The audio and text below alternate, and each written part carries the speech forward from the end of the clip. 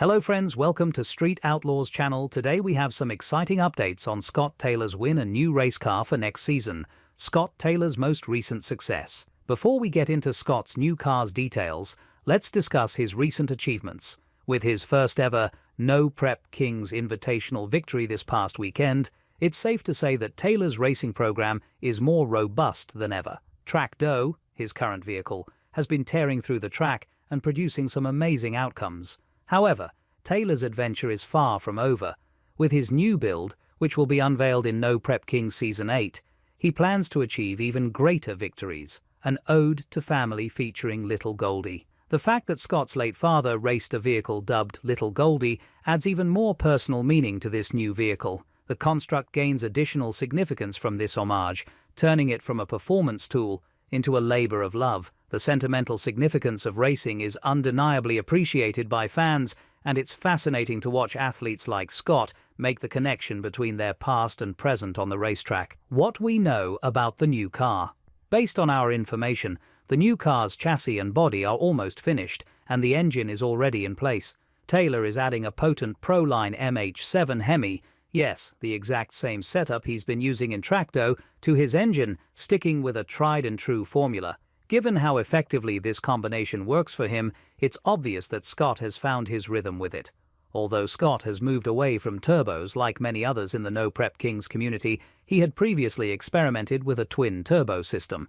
It's interesting to note that none of the twin-turbo vehicles have finished in the top 16 this season in points, which suggests that alternative power adders, such Pro Chargers, are more competitive in the current rules. Potential rule changes for twin-turbo cars. In relation to turbos, there have been numerous conversations in No Prep Kings concerning how to make twin-turbo cars more competitive. One recommendation that keeps coming up is making 36-inch tires standard on all autos. With this modification, twin-turbo setups might be able to put more power on the track and even become more competitive. Although it's uncertain if these rules will be altered, it's a thought-provoking concept that might increase the variety of the leaderboard in upcoming seasons. How Track Doe and this new build compare. What distinguishes Scott's new vehicle from Track Doe then?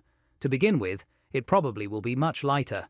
Over time, Track Doe has had upgrades, such as new doors and a front end, which have assisted in reducing some of the extra weight, but the new car is being constructed from the ground up to comply with the current No Prep Kings regulations, so performance will be optimized from the outset. Like Track Doe, Scott will probably install a Pro Charger system in his next vehicle because he has already observed that turbochargers don't provide the desired results. Scott is hoping to advance his program with this new development, and we are eager to see it in action. What's next for Scott Taylor?